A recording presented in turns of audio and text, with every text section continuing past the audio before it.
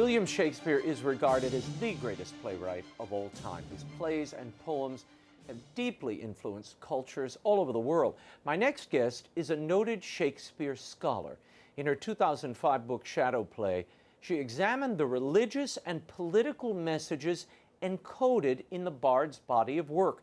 In her latest, Shakespeare and the Resistance, the Earl of Southampton, the Essex Rebellion, and the poems that challenged Tudor tyranny, she narrows her focus on two mostly ignored Shakespeare poems, poems which the bard may have used to address the religious and political upheavals in England at the time he wrote them. Here to talk about one of my favorite subjects is author of Shakespeare and the Resistance, Clare Asquith. Thank you. So great to see you Lovely again. to see and to you have you again, back. Raymond. Yeah. Now, tell me, what I loved about reading this, it debunked the myth of Elizabeth Serene, which we have a long tale on. And the narrative is she was this wonderful queen, she was a tolerant queen. That doesn't seem to be the case. Less and less so as her reign continued. And the tyranny, which is what people began to call it at the end, was operated not by the Queen directly, but by her very, very expert Privy Council and advisors, and particularly William Cecil Lord Burleigh, who the more you read Shakespeare and his contemporaries, Spencer, the more you realize they saw him as the demon. So yes, he operated under the glamorous guise of Elizabeth, a tighter and tighter police state, and I think that's what scholars recognize now. A police state. Yeah. No. Well, you see the Tower of London, and I mean, yes. it was a pretty cruel place, and you can't get past the scrawlings. I've seen them myself on the wall, the etchings on the wall, Jesuit insignia, prayers, crosses, all sorts of Catholic, very Catholic references, which tell us something further. How does the Catholic dimension fit in to not only the story of Elizabethan England, but more particularly into the life and background of William Shakespeare? Henry VIII is where it began, and you can see Shakespeare taking that deep breath with his second narrative poem. He tries to go back, how did we get into this situation? How did it all start? And it started, of course, when Henry VIII took over the Church of England in England and said he, the king, was head of the church. And in order to do that, he had to construct a synthetic religion, not Lutheran, because Luther laughed at the idea of a monarch being head of the church, and not Catholic, because of course the Pope would not accept a monarch being head of the church. So this was thought of at the time as a third religion. And as time went on, with its daughter particularly, in order to establish loyalty to this new church, an oath was established, the oath of supremacy, whereby everybody who wanted any sort of public job of any kind had to swear allegiance to the monarch as head of the church. Now, Catholics couldn't do that in good conscience. Reformers couldn't do that in good conscience. So you begin to have a perjured country. Everybody secretly practicing or believing something which openly they didn't say. Right. Now, Catholics were a much bigger number than historians up to now have recognized. When Queen Elizabeth's successor came to the throne, he, James I, had to say, I am going to give toleration to Catholics. And that shows what a huge, important, silent, dangerous, possibly majority they were. As for Shakespeare's family, like if you look at any family at that time, they were enmeshed deeply in this conflict. His father had up for recusancy, that is not attending the state church. Right. Nobody really knows why. Could have been for debt. But he was penalized. He was penalized. He had to pay. And that's £20 a month you had to pay for not attending the state church, which was the equivalent of a year's salary for a grammar school teacher. Wow. So you just couldn't do it. You know, you had to be a hero. I mean, there were, particularly Catholics, as we know, who were heroes at this time. But most people, Raymond, I don't know about you, but certainly me, we would have caved in and paid lip service to this increasingly tight regime. Yeah. But Shakespeare had a tragic case in his own family, and a typical one. John Somerville, his cousin, lost it completely. He was restricted as a young man, and he galloped to London with a gun saying, I'm going to kill the Queen. And the result of that was not only he died in the Tower, but the head of Shakespeare's mother's family, Edward Arden, yes, he was executed. While you mentioned Shakespeare's family and his upbringing, I want to show people, several years ago, you and I went to Stratford on Avon, and we talked about the training of this boy from this little hamlet far from London, and how that training, though it seems parochial, really set the stage for the entire world to look in, not only on this history of England at the time, but into the hearts of humanity. Take a look at this. They were called grammar schools not for nothing. They really did learn grammar, rhetoric, how to use language. Later on, he clearly had the run of a great man's library, and a lot more of his later education could have come from that. He could have gone to university, I think. But what's very interesting about Stratford Grammar School is that the teachers were chosen and paid for by the guild which Shakespeare's father eventually became chief of, became bailiff. The 6 teachers who were there covering Shakespeare's period, out of those 6, 4 had clear Catholic sympathies at a time when the government was cracking down on this. One of Shakespeare's teachers, Simon Hunt, taught Shakespeare when he was 9. 2 years later, he went off to Dowie and he became a Jesuit priest. And so it shows one thing that people have realized, that Shakespeare was educated in the humanist way, that is to see allegory and depth and many layers of meaning in texts. What the government and what the Puritans wanted was literal reading. And what I love about this new book is it really is not only the history of this period, but it tells us something that we're still living through all over the world. But the focus here are 2 neglected poems, Adonis and Venus, or Venus and Adonis, and the Rape of Lucretia. And I have to say, as an actor and as a reader, I avoided these like the plague because I couldn't make heads or tails of them. What did we miss? Why are they so unreadable and largely neglected? Well, because they're so boring. It's an extraordinary feat on Shakespeare's part, because they're both about a violent sexual assault on one on a boy by a woman much stronger than him, and one on a woman, and yet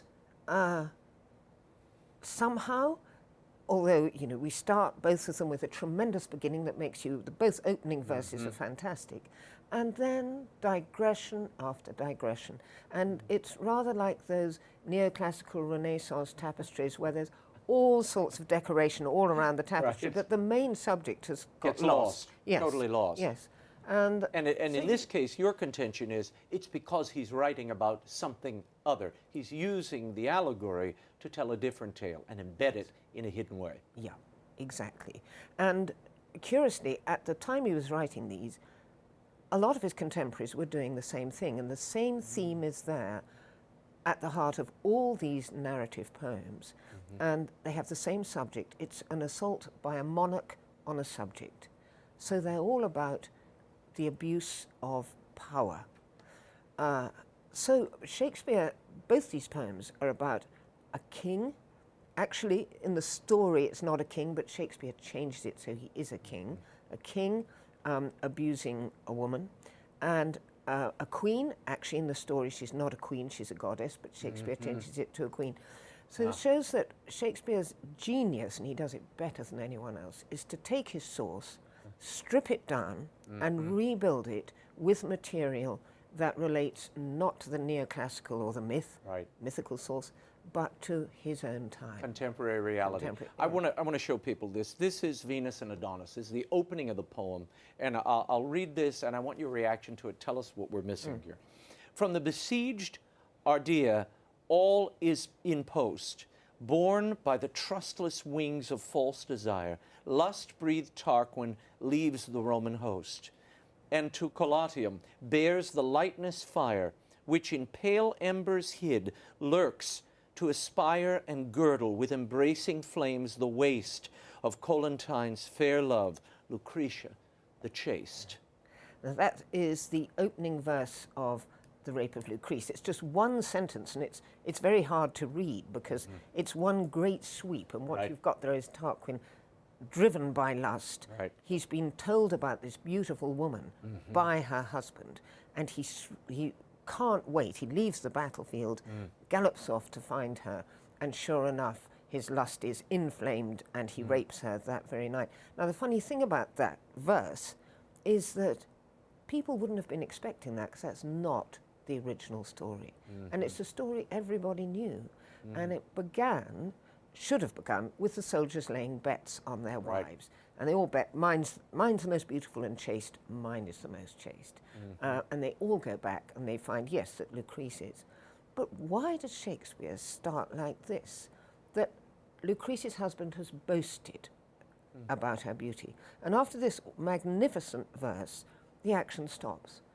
And Shakespeare, the narrator, says, now how could it be, why did her husband light the fire that triggered this giant catastrophe? Because in the poem what happens is much more than a mere rape of a woman. Right. Society disintegrates.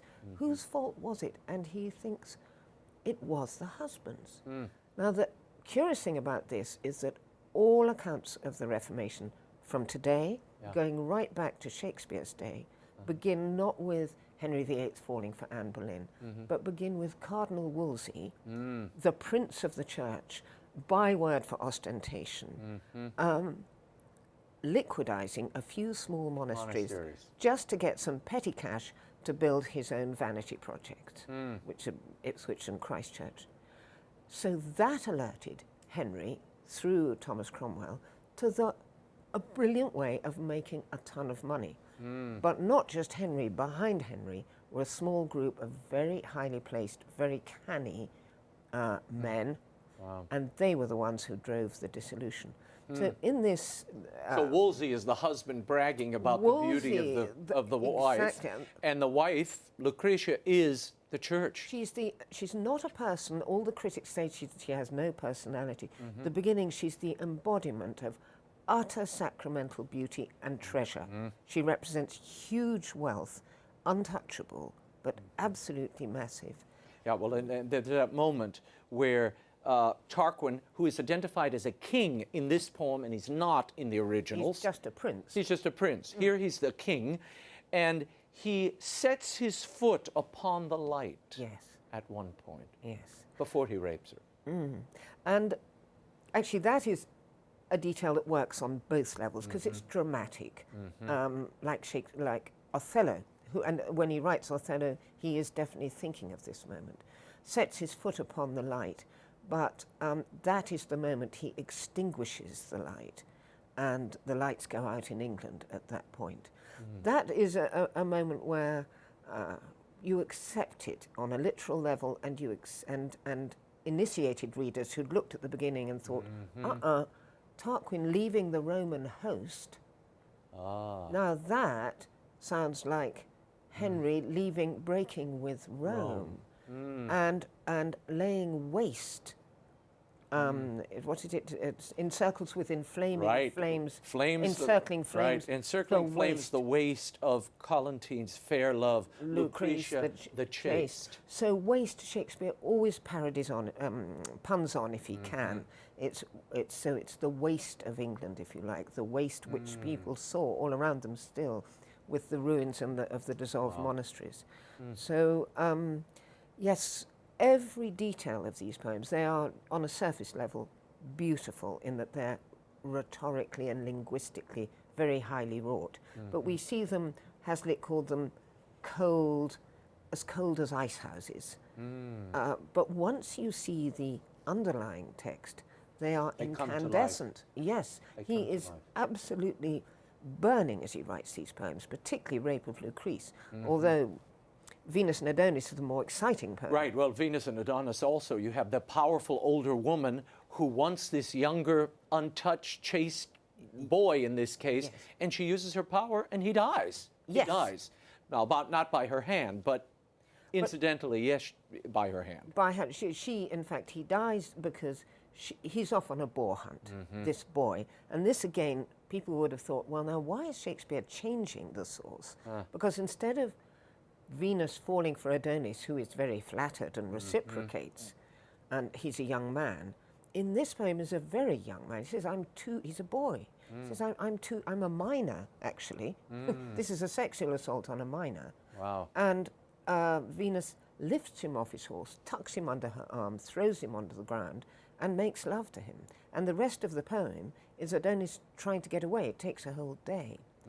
And in the course of this, there's this long monologue by Venus as she tries to persuade Adonis to reciprocate, which she doesn't. And then she has to let him go in the evening. He goes off to kill the boar, to hunt the boar, and the boar kills him. And she discovers this, and this is the oddest moment in the poem. She identifies with the boar. She says, the boar kissed him with his tusks, as I kissed him. I am the boar, and the boar is me. And it's a very odd moment where she laments and accepts, as Queen Elizabeth did lament and accept her treatment of Mary Queen of Scots and Catholics in general. She had to look as if she was in sympathy. But an interesting point about the poem is that the Earl of Essex, called her Venus in his correspondence with King James. I didn't know that. That is, yes, King James was Victor and the Queen was Venus. And there's a point in the poem, I mean, Shakespeare has such fun playing with it, getting as far as he can. He walks right up to the edge. Right up to the edge. I'm going to read this one little portion. I want your reaction to this. It says, "Call it not love, for love to heaven is fled, since sweating lust on earth usurped his name, under whose simple semblance he hath fed upon fresh beauty, blotting it with blame, which the hot tyrant stains and soon bereaves, as caterpillars do the tender leaves." And what's interesting there is the tyrant becomes caterpillars. It's not actually the queen who is the tyrant, it's the caterpillars. And caterpillars was the word Essex used for the queen's advisors. Wow. And Shakespeare uses it too for bad advisors overweening courtiers in Richard II. So it meant parasites. And the distinction between love has vanished, true love has gone to heaven, and now what we have is this pretend love, which is lust. And in the poem just after this, he talks about lust as false and love as true. And that was a number of his contemporaries made the same distinction, and love represented the true religion, represented what was there in England, a big amorphous church before Henry. And then the fake, the fake version that came in after him. Before I let you go, there is a dedication before both of these poems. They were both dedicated to the Earl of Southampton. Now, throughout time, many have suggested these were tokens of affection that Shakespeare was bestowing on Southampton. Why does he dedicate these two very peculiar poems to Southampton, who was a kind of effete, foppish figure, or is remembered as such? He's remembered as such, and that is part of the rewriting of a very different history, which circles around the Earl of Essex. Essex was Southampton's closest friend. He admired him. He was 10 years older than Southampton. And mounted a rebellion against Mounted a rebellion, and his number two, his lieutenant in the rebellion, was the Earl of Southampton. So Shakespeare was actually dedicating this poem about what you do in order to resist tyranny. He was dedicating it to a man who went to the Tower for resisting tyranny. Now, the rewriting of history, the acceptance of Southampton as the fop that he made out he was, I think in order to take protective colouring in his early years, was done retrospectively by Robert Cecil and Company, the group who benefited from Essex's downfall. Yeah, so very tough on Southampton, because in fact, he married happily, had 4 children. He became a very distinguished statesman under King James. He fitted out some of the Virginia company ships, and the Hamptons are named sure. after Southampton. Southampton, yeah. So he was a very serious guy, a man of action, by no means the fop that he posed as, like Hamlet, at a Right. time when it was a good idea to look as if you were not a serious person under Elizabeth. But it really does. It tells such a fascinating history, and the ripples through our own time. As I read this, and your fleet description of that world, that police state that Shakespeare lived in and was opposed to using his art, I kept thinking of the Chinese in China today. Well, exactly. I mean, Andrew. The faithful Chinese. Indeed, the faithful Chinese. And Andrew Graham Dixon, English art critic, has said the only comparable event to the total obliteration of English art under the Tudors in the 16th century, of our national heritage, because sculpture, painting, everything went. He said the only comparable event was the Chinese Cultural Revolution in history. So the comparison, the Chinese look back on the same catastrophic blow to their culture that Shakespeare looked back on. Wow. So there is a parallel. Yeah, and you see, and you still have that underground dissident community. You have church officials doing business with the officials to, well, enrich themselves and keep their own estates up. And you still have this beating heart of faith that continues and resists and carries on. Your family was a part of this. Your family was a part of the recusancy in England. They were faithful Catholics. Yes, on my, not on my husband's side. The Asquiths stuck with the Protestant faith because, like many, many other people, they benefited hugely from it. They inherited, so they had to stay with the status quo. But yes, I discovered that my forebears, perhaps the most interesting one, was one of the historians in the 19th century of this period, John Hungerford Pollen, a priest and scholar, Jesuit, in the late 19th, early 20th century. He was a seminal scholar of the period. Wow. Well, thank you for carrying on his work. And you know, nothing made me so happy as when I was at the Royal Shakespeare Company, I think in Stratford, and I opened up the playbill, and there was an entire section of dramaturgy, and it was referencing your work in shadow play, which did open up, apparently, if scholars won't fully accept what you've done, perhaps the most important group has, which are the players themselves. The actors. Well, Shakespeare would have thought they were the most important group. Well, I do too. Clare Asquith, thank you for being here. Thank you. The book, Raymond. Shakespeare and the Resistance, the Earl of Southampton, the Essex Rebellion, and the poems that challenged Tudor tyranny by Clare Asquith, is available at bookstores everywhere and online. It's a fascinating read, and anyone who loves Shakespeare, you really should dive in.